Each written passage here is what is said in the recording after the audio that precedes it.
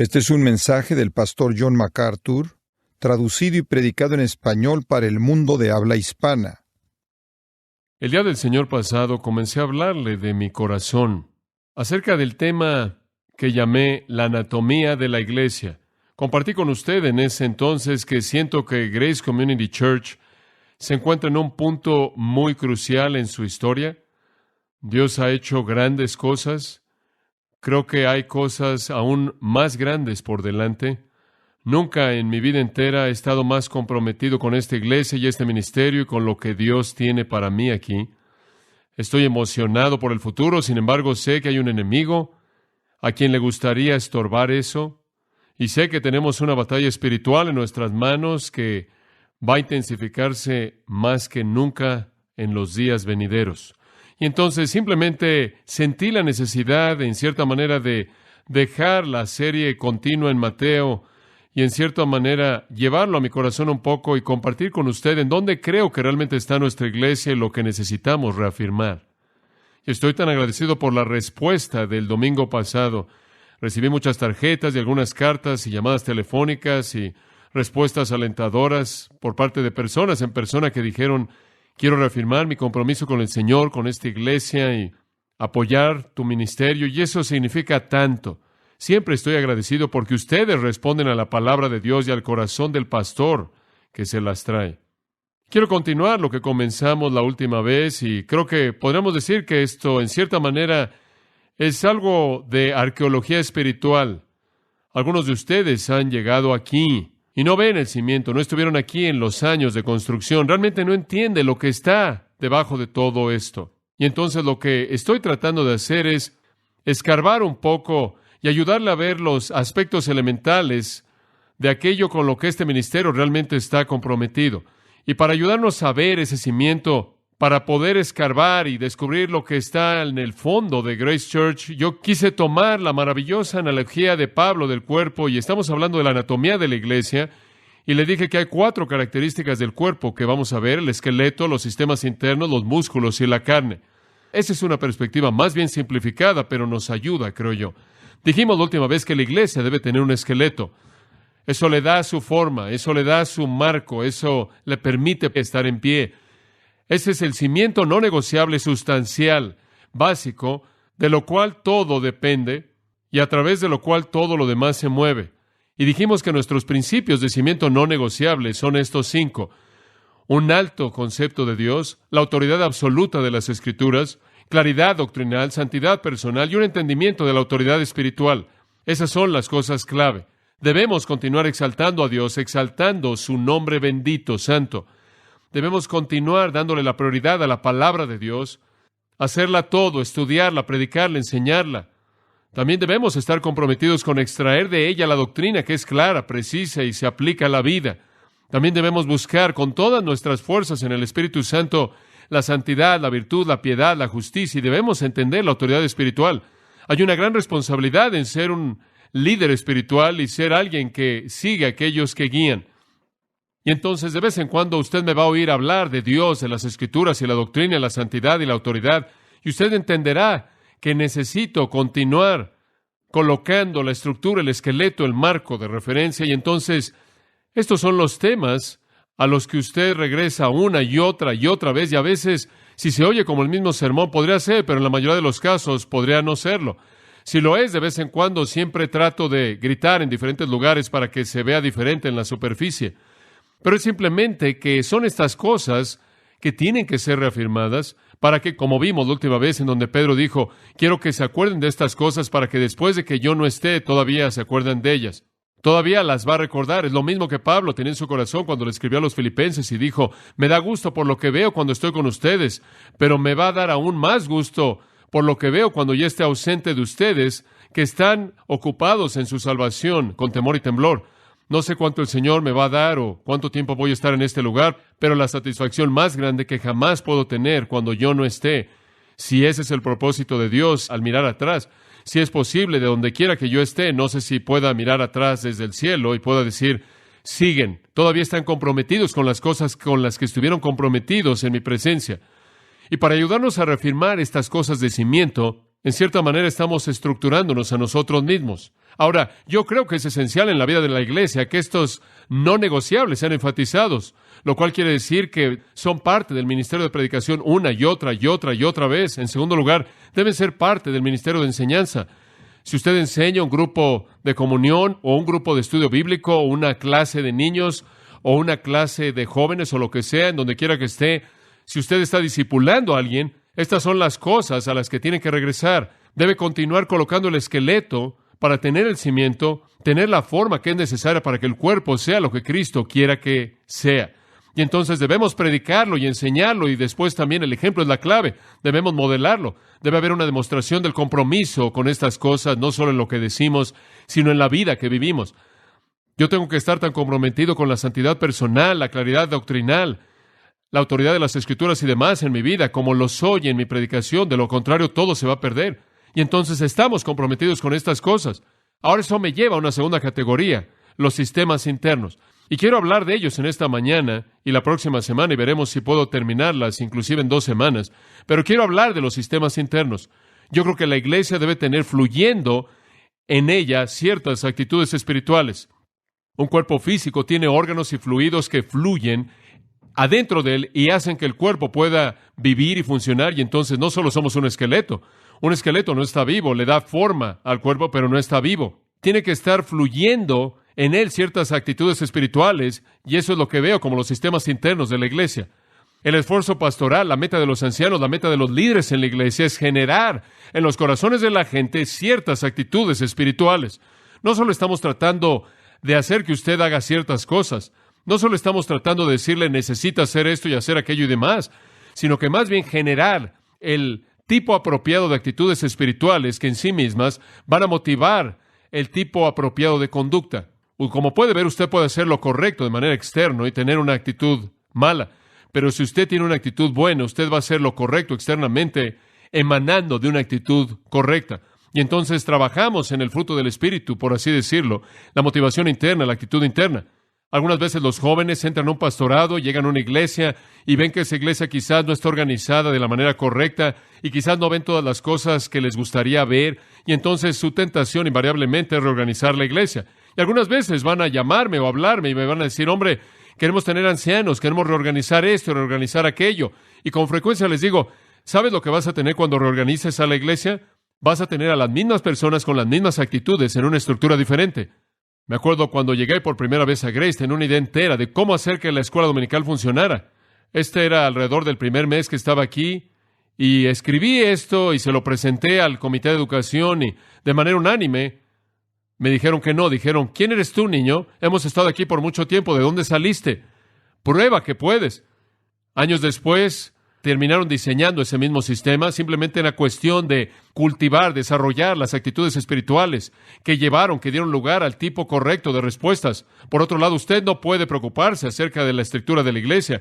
Y si usted cultiva, infunde la actitud espiritual correcta, la estructura, en cierta manera se va a encargar de sí misma, porque la gente controlada por el Espíritu van a hacer cosas guiadas por el Espíritu. Y lo que van a hacer es que van a estarse moviendo hacia la conformidad con el patrón bíblico de la iglesia. Entonces debemos tener un énfasis en la iglesia, en las actitudes. Tenemos que trabajar en lo que está dentro de usted. No estamos interesados en tan solo hacer que usted se conduzca de cierta manera, asegurarse de que usted dé su dinero, asegurarse de que usted se aparezca el domingo por la mañana, el domingo por la noche, el miércoles por la noche, asegurarse de que usted ore 5 horas a la semana o lo que sea, asegurarse de que usted lea su Biblia diariamente, entregado al deber. Esa no es la idea. Ahora ese no es el enfoque. No estamos viendo las cosas de una manera legalista o superficial, sino que el esfuerzo del ministerio siempre ha sido generar actitudes, y algunas veces usted va a lidiar una batalla porque hay algunas personas que no vienen con las actitudes correctas. Y usted les quiere decir, hazlo de cualquier manera, inclusive con tu actitud mala. Pero usted tiene que dejar de hacer eso porque usted no quiere terminar en las manos de la satisfacción que viene del legalismo. Y entonces nos concentramos en actitudes. Y a lo largo de los años, estas son las actitudes que me ha preocupado ver en los corazones y vidas de los míos, en mi propia vida, como también en toda la gente aquí. En primer lugar, y sobre cualquier otra cosa, está la obediencia, una actitud de obediencia. Ahora, esta es la actitud predominante de todas las actitudes. Esto dice, si Dios dice algo, lo voy a hacer. Esto es, no hay un espíritu de concesiones cuando estamos hablando de esto, como lo vimos en el libro de Daniel un poco, unos cuantos meses atrás, en nuestro servicio de comunión. Esto no es concesión, digo, si Dios lo dice, eso es todo. No está abierto a debate, no es algo con lo que usted discute, usted lo hace, obediencia. Esta es la actitud preeminente. Y entonces, semana tras semana, mes tras mes y año tras año, simplemente seguimos presentando la palabra de Dios, metiéndola a las mentes y corazones de todos nosotros con la implicación, si esto es lo que Dios dice, debe responder. Debe hacerlo para la gloria de Dios y para su propia bendición y la salvación de almas y el ejemplo para otros cristianos. Por todas esas razones, obedecemos. Porque es correcto y glorifica a Dios, porque nos coloca en el lugar de la bendición, porque nos permite estar llenos del Espíritu para que podamos alcanzar a otros y establecer el ejemplo para aquellos que nos ven y ver cómo vivimos, la obediencia. Dice usted, bueno, parece bastante obvio. Claro, porque usted fue salvo al afirmar el señorío de Cristo, ¿verdad? Y eso simplemente es decir, tú estás a cargo, Señor, yo voy a seguirte, tú eres Señor, yo soy el siervo. ¿Por qué me llamáis Señor, Señor, y no hacéis lo que yo digo? Jesús dice, digo, eso no tiene sentido, no me llamen Señor y después no me obedezcan. Entonces, si yo soy Señor, eso significa que ustedes hacen lo que digo, ¿verdad? Correcto, eso es obvio. Y eso es lo que él quiso decir en el Evangelio de Mateo capítulo 7, cuando dijo, es un camino estrecho y una puerta estrecha y un camino estrecho. El camino es estrecho porque está confinado por la voluntad de Dios y la ley de Dios y la palabra de Dios. Y entonces venimos afirmando a Jesús como Señor, Romanos 10, 9 y 10. Venimos sometiéndose a su señorío y básicamente esto es una vida de obediencia. Y entonces esta es la primera actitud y la más importante. Phil Johnson quiso compartir conmigo esta semana ahí en el Ministerio de Radio una cinta que había recibido de uno de nuestros oyentes que escribió y dijo, no, él creo que envió una carta junto con la cinta, pero su cinta básicamente comunicaba el deseo de su corazón. Durante 10 minutos él habló de cómo le había escuchado el programa y apreciaba, valoraba el estudio de la Biblia y demás, y después él entró en su problema. Él tenía muchos problemas en su vida y el Señor estaba trabajando con él, pero una cosa en particular por la que él estaba curioso, él tenía curiosidad y tenía dudas y se preguntaba cuál era nuestra perspectiva, era esto, que él no sentía que en su vida jamás había tenido un sentimiento normal hacia las mujeres. Él no parecía sentirse como los hombres deben sentirse hacia las mujeres, y se sentía de una manera muy fuerte hacia los animales de granja. Es correcto, animales de granja. Y él se preguntó lo que nosotros pensábamos acerca de esto, y él dijo que él pensaba que él no era un problema eso. Él no sentía ninguna culpabilidad, que él estaba haciendo cosas así, y él pensaba que el Señor en cierta manera lo estaba refinando en otras áreas, y que esa área no era un problema. Y entonces se le envió una carta de regreso, 4 páginas de largo, expresándole que eso de hecho era un problema. De hecho, si él hubiera estado viviendo en el Antiguo Testamento, él habría estado muerto, porque si un hombre yace con una bestia, él es matado. Y procedimos a expresar en términos amables que Dios no divide la vida y dices, voy a enfrentar estos pecados y no me voy a preocupar demasiado por estos. Todo pecado es una afrenta a su nombre santo. Y entonces todo tipo de referencias bíblicas le fueron enviados de regreso al hombre, y cuando recibimos otra cinta, y Phil tocó esta cinta, aquí está una cita de la cinta. No creo que nadie entiende. Los cristianos están tan enredados en la Biblia y tan enredados en la palabra y tan enredados en lo que Dios dice que realmente no entienden cómo Dios opera algunas veces o cómo Dios se siente. Es increíble. Los cristianos están tan enredados en la palabra, en la Biblia y en lo que Dios dice que no saben cómo Dios se siente. ¿De qué otra manera usted va a saber cómo Dios se siente si usted no lee la Biblia? Lo que el hombre está diciendo, mira, no me acusen con la Biblia. Yo no siento culpabilidad y no me va a molestar lo que Dios dice. Mi pregunta acerca de este hombre ¿es él un cristiano? No me importa si va a la iglesia todo el tiempo. Primera de Juan 2 dice, el que guarda mis mandamientos, en él ciertamente el amor de Dios ha sido perfeccionado.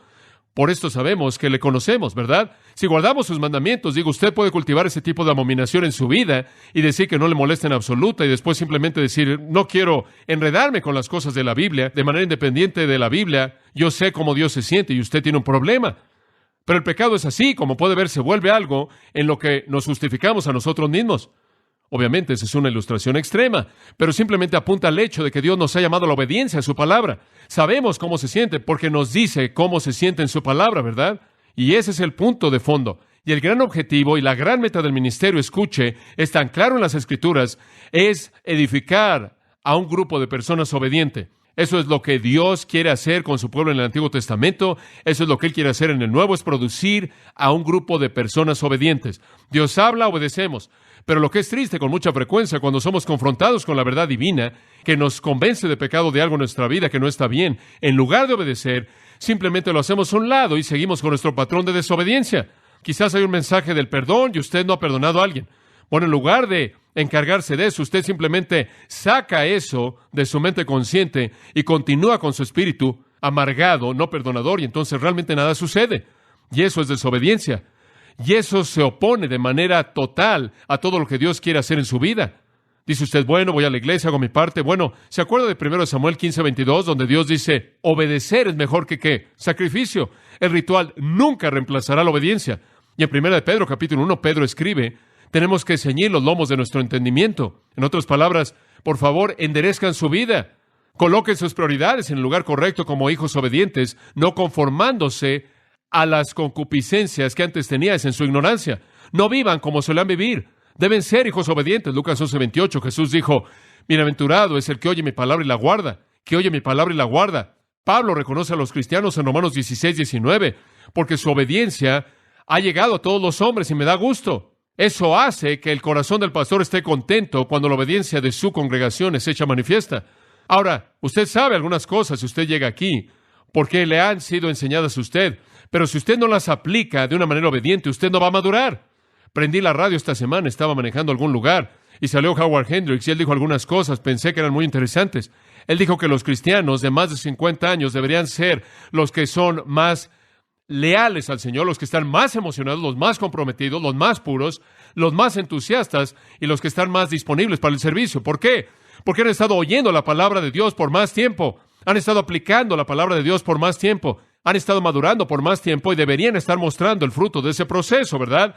Digo, las personas más apasionadas, más entusiastas, emocionadas, disponibles, dinámicas, poderosas en una iglesia, la energía misma de esa iglesia deberían ser las personas que tienen más de 50 años de edad, más de 55, más de 60.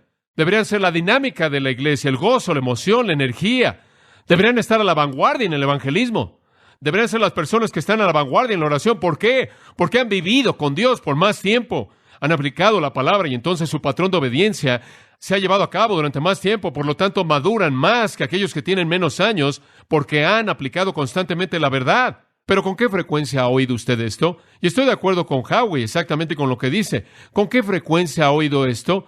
Bueno, la cosa más maravillosa de nuestra iglesia es que hay tantos jóvenes, son la energía y la dinámica de la iglesia. Ahora, me gustan los jóvenes, yo soy uno, lo soy, y estoy de acuerdo con eso. Digo, hay cierta dinámica en los jóvenes. Siempre he dicho que me gusta hablarle a los jóvenes porque por lo menos si no están interesados, tienen la cortesía de decírtelo y de esta manera sabes de inmediato que no están interesados. Y hay una dinámica con los jóvenes, pero escuche, ese es un comentario triste de una iglesia. Cuando usted ve a la iglesia, yo oigo a pastores jóvenes decir esto todo el tiempo, bueno, está llena de gente mayor. Oigo eso, bueno, esa es una iglesia amable y esa es un área buena, pero simplemente está llena de gente mayor. Esa debería ser la dinámica de la iglesia. Pero ¿sabe cuál es la verdad? Que si usted es un cristiano y si usted no aplica de manera continua lo que sabe, usted simplemente va a ser una de esas personas mayores. Y al no aplicar de manera constante la verdad divina, usted va a llegar a tener más de 50 años o lo que sea, y simplemente va a guardar su tienda y se va a meter a dormir. Usted va a querer retirarse espiritualmente. Bueno, he servido muchos años, no sé, no quiero meterme en discipulado de evangelismo, yo soy ya mayor, que los jóvenes hagan eso. ¿Se da cuenta? Cuando vemos el Antiguo Testamento, vemos a líderes en Israel con cabezas blancas, con hombres y mujeres de cabello blanco que eran piadosos. Vemos a la primera iglesia y el dinamismo, la dinámica de esos santos maduros. Y vemos a la iglesia contemporánea y tiene que encontrar su vida en niños jóvenes. Me gustan los niños, pero no estoy interesado en una iglesia de adolescentes. Creo que hay más en la iglesia que eso. Necesitamos la vida y la energía que los niños tienen, pero necesitamos el poder que los creyentes maduros tienen, que han vivido las vidas por suficiente tiempo de aplicar la verdad. Pero si usted puede oír la verdad y continuar con el mismo patrón de vida sin hacer un esfuerzo consciente en el poder del Espíritu por aplicar esa verdad, lo que sucede es que usted simplemente envejece. Eso es todo. Usted no se vuelve más poderoso. Usted no se vuelve más dinámico.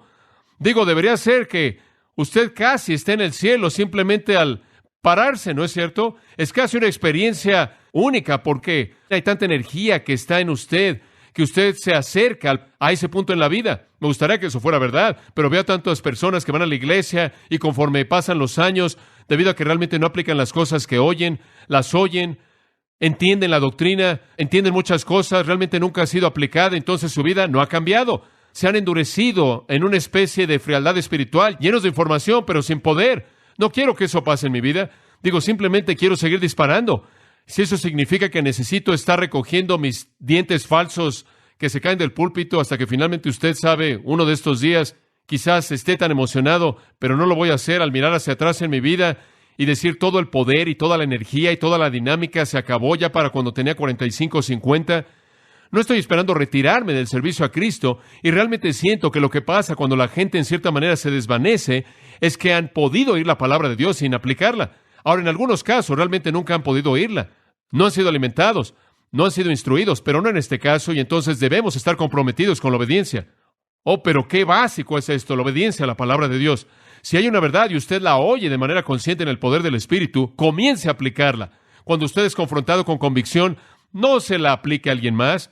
No se vaya diciendo, hombre, me gustaría que tal y tal hubiera oído este sermón. Aplíquela usted, porque usted está bajo el señorío de Cristo. Y conforme usted obedece, usted progresa a lo largo del camino de la madurez a un nivel de mayor utilidad a Dios. Me encantaría ver esta iglesia llena de personas de todas las edades, pero la fortaleza y poder viniendo de aquellos que han aprendido más y han aplicado más en un acto de respuesta, de obediencia. Permítame darle una segunda actitud. Humildad. Humildad. Esa es otra cosa que deseamos mucho generar en los corazones de la gente. Esta siempre ha sido una preocupación para mí. Digo, el orgullo es un problema para mí, es un problema para usted, yo lo sé. El orgullo fue un problema serio para mí, creo que todavía lo es, pero quizás suele manifestarse más que ahora. Y siempre pensé, una vez que entendí las cosas de Dios, que Dios debería hacerme humilde.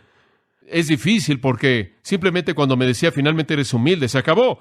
Entonces es muy difícil aterrizarlo, es muy difícil, pero siempre es algo que he buscado guiar a la gente a un entendimiento de la humildad. Me acuerdo cuando construimos el gimnasio y era un auditorio y colocaron una plataforma y alguien ordenó 5 sillas grandes con 5 respaldos grandes y cosas así que salían como coronas y que salían de estas sillas y era para que yo me sentara en la de en medio, la que estaba en medio era mía. Realmente no les importaba quién se sentaba en las otras, pero a mí me dieron la de en medio y traté de sentarme ahí en esa silla de corona un par de semanas y simplemente me sentí miserable. No podía hacer eso, entonces me bajé y me senté en la fila de enfrente porque eso no era un acto de humildad. Simplemente sentarse en el podio ahí con una corona en su cabeza hace algo que realmente no quería yo decir, entonces así fue. Y simplemente me dio una perspectiva de adorar como el resto de ustedes. La única diferencia entre usted y yo es el hecho de que Dios me ha llamado a hacer esto y me da a hacer esto y eso es todo. No tiene nada que ver con mi espiritualidad. Y después cuando Clayton vino y dijo, ¿por qué te sientas ahí? Yo le dije, no sé, simplemente me siento cómodo aquí abajo. No creo que debes sentarte en la plataforma. Entonces le dije, no tenemos sillas. Entonces él volteó y encontró algunas sillas y el primer domingo que él estuvo aquí, tenemos todas las sillas allá arriba y después él dice, eso no fue bueno, ¿verdad? Le dije, no, te dije. Entonces él me dice, puedes regresarte allá abajo. Bueno, eso es algo pequeño, pero esa es una actitud que yo creo que el Espíritu de las Escrituras nos expresa y es una actitud de humildad lo que buscamos. No es que lo hemos encontrado, es que lo buscamos en la fortaleza de Dios. Cuando usted se convirtió en cristiano, usted no estaba bajo ninguna ilusión, espero yo, de que el Señor realmente lo necesitaba usted, ¿o sí? Oigo eso. ¿Sabe? Si el Señor tan solo pudiera salvar a este hombre, tiene dinero, tiene talento, digo, es un gran líder, wow. El Señor simplemente lo podría usar. Eso es ridículo. El Señor podría salvar a quien Él quisiera, pero ese no es el punto. Como puede ver, básicamente, usted no tiene nada que ofrecer. No me importa quién es usted y tampoco yo. Como el hombre en el capítulo 18, quien cuando fue confrontado con su deuda de $10,000, no podía pagarla. ¿Por qué? Porque él no tenía nada con qué pagar. Nada que ofrecer. O como Mateo capítulo 5, cuando venimos para entrar en el reino, dice, venimos rogando en espíritu, venimos como mendigos, tan privados que ni siquiera podemos ganarnos la vida. Tenemos que rogar, no tenemos nada. No tenemos nada en nuestra mano, no tenemos ningún talento para ganárnosla. Solo podemos rogar, solo podemos mendigar, y así es como entramos en bancarrota. ¿Y quieres saber algo? Si tenemos algo ahora, no es nuestro. Es que Dios, ¿qué? Nos lo dio. Lo único que tengo que regresarle a Dios es lo que Él me dio, santificado por su salvación y su Espíritu, y eso no es para mi crédito, sino para su gloria. Entonces, ¿qué va a hacer que yo sea orgulloso? Nos hemos esforzado por resistir a las sectas de autoestima, el egoísmo de nuestra propia sociedad contemporánea, apuntando el hecho de que Dios nos ha llamado a la mansedumbre y a la abnegación y a la humildad sacrificada. Y ese ha sido un énfasis importante, y lo hemos abordado desde todo ángulo diferente.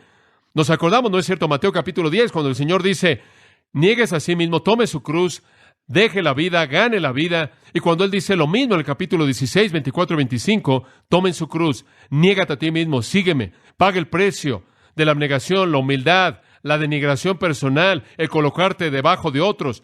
Y hemos entrado a detalle muchas veces en Filipenses capítulo 2, lo cual dice que cada uno vea por los otros, no lo suyo, estimando a otros mejor que a sí mismo, siempre colocándose abajo. Eres mejor que yo, busco lo que satisface tu necesidad. Esto es tan importante en la iglesia. Si usted tiene una iglesia en donde hay una lucha porque la gente llegue a lugares de autoridad, usted va a tener el mismo caos que tuvo entre los discípulos. Y todos ellos estaban buscando ser el mayor. Y eso es algo terrible. Todos estamos buscando ser el menor y al mismo tiempo no significa que nos subestimamos porque en Cristo somos eternamente invaluables, pero no es por nosotros, es por Él. La humildad simplemente dice esto: tú eres más importante que yo. Eso es todo lo que dice.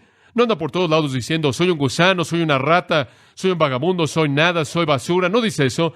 No dice, soy bueno para nada. Lo es, usted es de valor a Dios, porque usted ha sido redimido y santificado y le ha dado cierto potencial para servirlo. Pero lo que la humildad dice es, tú eres más importante que yo para mí. Esa es la razón por la que dice, debe amar a su prójimo como ¿qué? Como a ti mismo. Usted debe darle a su prójimo la misma devoción y compromiso que usted se da a sí mismo al satisfacer necesidades. Usted se acuerda de nuestro estudio de 1 Corintios, cómo Pablo reprende de manera severa a la iglesia corintia por la manera jactanciosa, orgullosa, centrada en sí misma, egoísta, en la que manifestaron sus experiencias estáticas y en cierta manera colocaron moños espirituales como si fueran los más espirituales, porque habían tenido los éxtasis más profundos. La humildad es aquello que Dios busca en su iglesia y es una actitud que debemos tener. Significa, no me voy a enojar si alguien tiene lo que yo no tengo, porque usted es más importante que yo. Así es. Significa que yo quiero asegurarme que hago a un lado algunas de mis prioridades para asegurarme de que sus necesidades sean satisfechas. Significa que yo digo no a mis libertades y digo sí a las suyas. Significa que yo no voy a violar la conciencia de usted. Si comer carne lo ofende, no voy a comer ninguna carne. Si beber lo ofende, entonces no voy a comer ninguna carne, no voy a beber nada de eso, nada que lo ofenda a usted, por la razón simple de que el reino de Dios no es comida y bebida, sino justicia, gozo y paz en el Espíritu Santo. Como Romanos 14 dice, no voy a violar la conciencia de usted, no voy a hacerlo tropezar. Yo voy a hacer a un lado mi libertad, no voy a ofenderle a usted. Voy a asegurarme de que si usted tiene una necesidad, voy a satisfacer esa necesidad. Me veo a mí mismo como alguien que tiene que cuidar de ustedes, debo amarlos. Si ustedes se desvían del rebaño, como dice Mateo 18, voy a salir a buscarlo y traerlo de regreso. Eso es humildad. Y eso es algo como lo que dice en 2 Corintios 10:1, la mansedumbre y gentileza de Cristo. Eso debe verse reflejado en nosotros. Y entonces siempre ha sido mi deseo en la iglesia que no solo en un sentido general seamos personas obedientes, sino que haya fluyendo en nosotros esta actitud de humildad, de mansedumbre y soledad y de abnegación en lugar de buscar nuestra propia gloria. Tantos problemas vienen cuando la gente busca su propia voluntad, busca su propia supremacía, por así decirlo, o buscan ser exaltados. Hay personas que constantemente se les tiene que decir lo maravilloso que son, los grandes que son, en lugar de entregar sus vidas para alentar a otros. La humildad, bueno, podremos decir mucho más de eso. Eso es siempre lo que digo cuando se me acaban las notas, ¿verdad? En tercer lugar, tercera actitud es el amor. Usted no puede hablar de la humildad sin hablar del amor, porque solo la gente humilde ama. Nadie ama más que la gente humilde. No estoy hablando del tipo de amor del mundo, que es falso, que está orientado en un objeto, ven un objeto agradable, sienten cierto apego emocional. Esa es la razón por la que los matrimonios no duran, porque ese tipo de amor es solo emoción, y cuando se acaba la emoción, o se apega a alguien más, la relación se acaba. Pero no estoy hablando del tipo de amor del mundo orientado en un objeto, no estoy hablando del tipo de amor que se alimenta a sí mismo. Para el mundo el amor es grandioso por lo que yo siento cuando estoy enamorado, ¿verdad? No por lo que puedo dar, es lo que yo recibo. Es la emoción, y cuando se acaba la emoción, se acaba la relación. Entonces, esa es la idea del mundo, pero el amor en un sentido bíblico es completamente diferente de eso. No es una emoción en absoluto, el amor es simplemente un acto de sacrificio, de servicio sacrificial. El amor es un acto. El amor no es una actitud, es un acto. El amor siempre hace algo. Lea 1 Corintios, todos son verbos. El amor es benigno, el amor es paciente, todas esas son formas verbales. El amor es hacer esto, el amor es hacer aquello, el amor es hacer esto, el amor es hacer aquello, el amor actúa. Ahora, permítame decirle algo. El amor es un acto de servicio que fluye de un corazón de humildad. Y el corazón de humildad dice, me importas más tú que yo. Entonces el amor es la respuesta. Y esa es la razón por la que digo que solo la gente humilde ama. La gente orgullosa no puede amar, porque lo único que la gente orgullosa quiere hacer es alimentarse a sí misma. El único amor que conocen es amor físico. El único amor que conocen es un apego emocional a ciertas personas, y si usted no es una de esas ciertas personas, usted no va a sentir nada por parte de ellas. Inclusive quizás no reciba nada de ellos. Tienen ese tipo de amor que realmente los atrae a ciertas personas que piensan como ellas y realmente disfrutan estar con ellas, pero los hace indiferentes a las necesidades de casi el resto de la gente. ¿Entiende usted la diferencia? ¿Sabe una cosa? Cuando yo llegué por primera vez a la iglesia, me parecía difícil amar emocionalmente a ciertas personas. Se me hacía difícil y me molestaba mucho porque me sentía responsable ante Dios por amar al rebaño entero, y sin embargo, habían algunas personas que, sin importar lo difícil que tratara, realmente no las amaba emocionalmente. Digo, usted simplemente no le importaba estar con ellas. Estaba con ellos quizás y decía, si nunca vuelvo a estar con ellos, está bien. Y probablemente ellas decían lo mismo. Simplemente usted sabe, realmente no encajábamos, y eso es verdad. Digo, hay algunas personas, podría vivir mi vida entera y morir e irme al cielo y pasar toda la eternidad y nunca pasar una hora con ellos, y realmente no voy a estar triste. Y hay muchas personas que se sienten igual acerca de mí. De hecho, sé que hay personas que van a encontrar un lugar agradable lejos de mí en el cielo, de donde yo esté.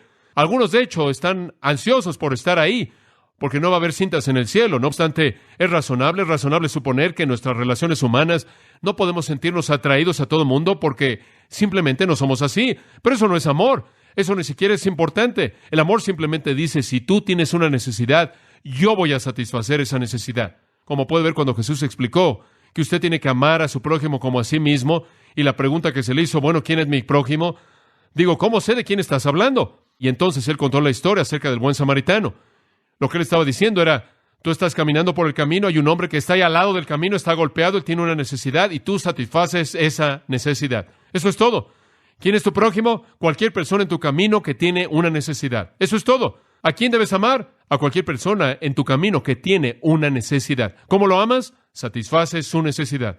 Quizás nunca se sienta sentimental.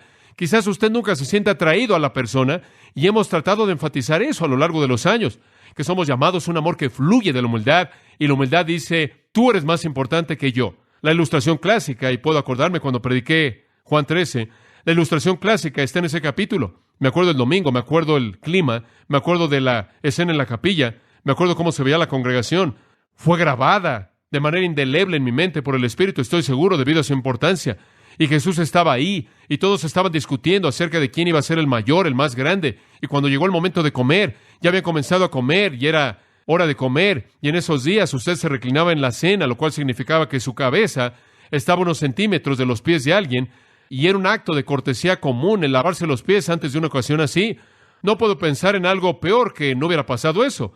Pero nadie fue contratado para hacer eso. No había un siervo, ninguno de los discípulos quería hacerlo, porque estaban discutiendo acerca de quién iba a ser el más grande, y nadie quería hacer eso, inclinarse y ser un siervo. Entonces el Señor se quitó su atuendo exterior, se colocó una toalla alrededor de su cintura, lavó los pies de ellos y les dio una lección inolvidable profunda. Entonces les dijo, ustedes deben amarse unos a otros como yo los he amado. ¿Cómo los acababa de amar? ¿Al sentirse emocional? No, la única emoción que él sintió probablemente fue disgusto. Eran tan orgullosos, tan egoístas, tan nauseabundos, tan repulsivos. No fue emoción, simplemente fue lo que era necesario. Lo que él está diciendo es, cuando veas a alguien que tiene necesidad, satisfácela. A alguien en su camino con una necesidad, y usted hace eso instantáneamente, de manera espontánea, involuntaria, casi como un reflejo, porque usted tiene un corazón humilde. Un corazón humilde siempre se va a manifestar a sí mismo, y no se manifiesta a sí mismo por alguien que está caminando por todos lados con ropa en pedazos diciendo, soy un gusano, soy un gusano, soy un gusano. Con mucha frecuencia, esa es una forma falsa de orgullo. Eso es engañarse a sí mismo, de Colosenses 2:18, de humildad falsa. No, la humildad no anda por todos lados diciendo que es humilde. La humildad siempre puede ser vista porque la humildad actúa en servicio hacia aquellos que están en necesidad. La humildad considera a otros mejor que sí mismo y se convierte en amor inmediatamente, y el amor es una acción. Mantenga eso en mente. Primera de Juan dice, ¿dices que el amor de Dios mora en ti? Hazte una pregunta simple. ¿Ves a tu hermano teniendo una necesidad? Si cierras tu corazón hacia esa necesidad, ¿cómo es que el amor de Dios mora en ti? Porque el amor de Dios se mueve para satisfacer la necesidad. No es una emoción, es servicio hacia alguien en necesidad. Y si usted dice que pertenece a Dios, 1 Juan 2:9-11 dice, y si usted no ama a su hermano, usted es un mentiroso, porque Dios produce en un cristiano amor verdadero. Entonces, esa es una actitud. Amor, amor, amor. Y no es la actitud de emoción hacia personas que son atractivas, es la actitud de servir a personas con necesidad. Recibí una carta esta semana que ilustra eso. Pensé que realmente fue maravillosa. Querido Pastor John, esta carta estaba por llegar hacía mucho tiempo atrás, pero finalmente tomé el tiempo de escribirla. En mayo pasado, mi marido y yo tuvimos la oportunidad de tener comunión allá en Grace Community Church y quería decirle, desde el punto de vista de una visita, acerca de su iglesia y su congregación. Venimos de una iglesia muy grande también y nuestro lema es la iglesia donde está el amor. Sin embargo, nunca en mi vida me he sentido tan bienvenida como en Grace Community. La gente era maravillosa. Nos trataron como si fuéramos reyes. A donde quiera que íbamos, la gente nos rodeaba para darnos la bienvenida. Conocí a un caballero y me dio un tour temprano por la mañana de Grace Community Church. Y después, durante el descanso entre el primer y el segundo servicio, conocí a otro hombre. Hablamos por un tiempo. Me preguntó si me gustaría tener una cinta del servicio de la mañana. Le dije, claro. Unas cuantas semanas después, no solo llegó una cinta, sino la serie entera acerca de la enseñanza de Jesús del divorcio. Muchos de mis amigos han escuchado esta serie de 6 cintas y se les han respondido muchas preguntas que habían hecho por años. Mi marido y yo vamos a volver a visitar Grace Community el 18 de septiembre. Esperamos con tanto gusto estar ahí. Simplemente pensé que le gustaría saber lo maravilloso que es su congregación. Dios lo bendiga a usted. ¿No es eso maravilloso? Resulta que conozco a esas 2 personas. La primera persona que les dio el tour realmente no tenía el tiempo de hacer eso porque tiene una responsabilidad tremenda. La segunda persona que les envió las cintas no tenía el dinero para hacerlo tampoco, pero lo hizo de todas maneras. Pero como puede ver, así actuó el amor, porque el amor fluye de un corazón humilde. Y el amor no busca lo suyo propio, sino el consuelo, la satisfacción, el gozo de otros. Y siempre ha sido parte de esta iglesia. Oro a Dios porque siempre sea así. Que tengamos fluyendo a través de nosotros una actitud de amor abnegado, que fluye de un corazón humilde. Le voy a dar un comentario final y después las siguientes 12 la semana próxima o después de la semana próxima. Unidad. Algo más que siempre ha sido de gran preocupación para mí es la unidad. Jesús oró en Juan 17, oh Padre, que sean uno, así como tú y yo somos uno, para que el mundo sepa que tú me enviaste. Jesús responde mis oraciones. Me gustaría responderlas de Él. ¿A usted no? Él oró por unidad. En el sentido más verdadero, la aplicación de ese texto es a la unidad de los creyentes que existe en la vida eterna en común que viene a nosotros en la redención. Pero extrayendo una aplicación de eso es que Él desea no solo una unidad redentora, sino una unidad en términos de vida y propósito en la iglesia. Y Cristo realmente desea la unidad de su pueblo. Esa es la razón por la que en Efesios 4 y versículo 3, el apóstol Pablo llama a los efesios y les dice que hagan esto, esforzándose por mantener la unidad del Espíritu en el vínculo de la paz, ¿verdad? Él no dice, generen unidad, ya la tienen, simplemente manténganla. Hagan lo que puedan por mantener unidad. Y creo que esa es una parte tan importante de la vida de la iglesia. Y esa es la razón por la que Satanás la ataca de manera constante. ¿Alguna vez ha notado cuántas iglesias se dividen? ¿Cuántas personas se van de iglesias porque no están contentas? ¿Cuánta división puede haber? Estuve en Monte Hermón esta semana y una dama se me acercó diariamente los primeros 2 o 3 días y me dijo, por favor, tengo que hablar con usted, por favor, tengo que hablar con usted. Y finalmente nos sentamos y pasamos unos 40 minutos y me abrió su corazón y ella dijo, oh, estoy en medio de una división de iglesia, la iglesia entera se está dividiendo por la mitad. Y yo dije, ¿por qué? ¿Por qué? Y ella me vio como sorprendida. Y dijo, no sé, realmente no podemos entenderlo, realmente no sabemos por qué. De alguna manera, ni siquiera importa el por qué. Hay tanta división y tantas personalidades que están unas en contra de otras, que ya ninguno de nosotros sabe por qué. ¿No es eso increíble? Simplemente división. Ella dijo, ¿qué debo hacer? Yo le dije, sé una pacificadora, haga lo que pueda. Haga lo que pueda por mantener la unidad por causa del testimonio de Jesucristo.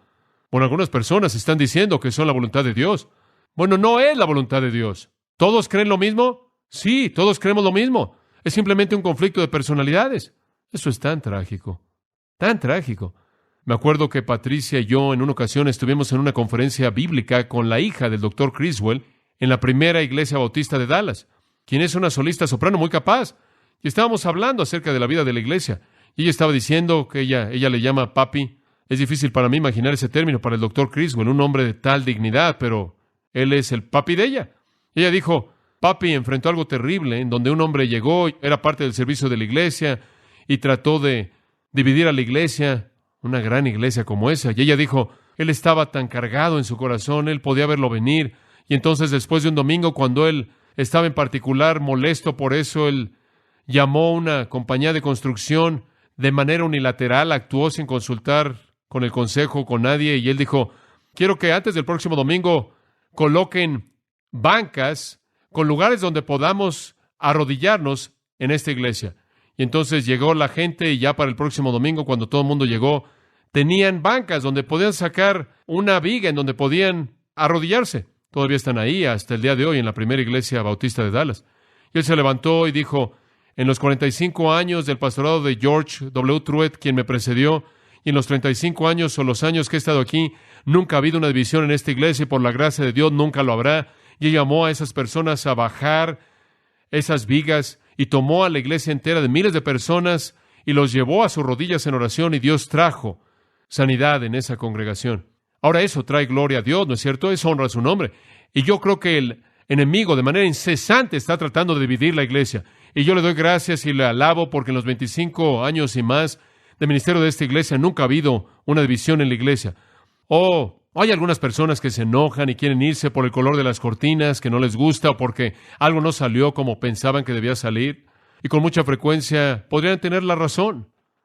Pero la humildad y el amor no actúan de cualquier manera de esa manera. Y entonces nos hemos esforzado de alguna manera por cultivar en el corazón del pueblo de Dios y en mi propio corazón también la unidad. Satanás quiere despedazar las cosas, simplemente nunca se detiene.